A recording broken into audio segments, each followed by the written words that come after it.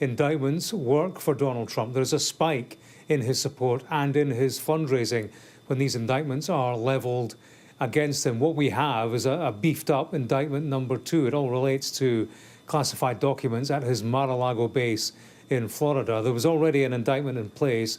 They've bolted on 3 new charges against him to that. In the first instance, there was Trump and his butler, Walt Nata, on that charge sheet. Now there's a third employee, Carlos de Oliveira. Now he's accused of attempting to have deleted security camera footage from inside Mar-a-Lago. And you'll remember that's where boxes of documents were discovered. It's claimed that he went to another employee, an IT specialist, and said this to him. He said, "The boss wants the server deleted." The boss referring to Donald Trump, who himself was part of this new obstruction charge.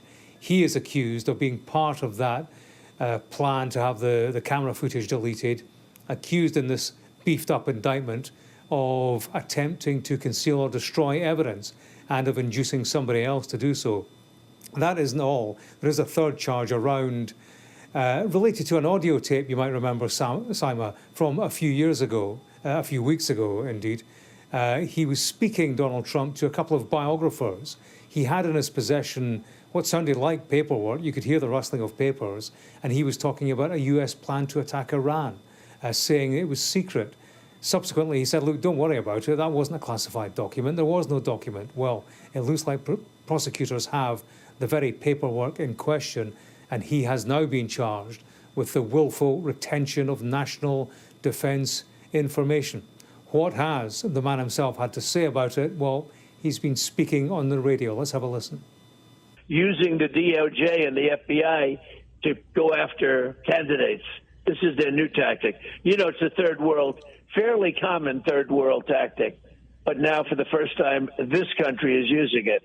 So they take a bogus charge and they go out and indict you and subpoena you and all that stuff.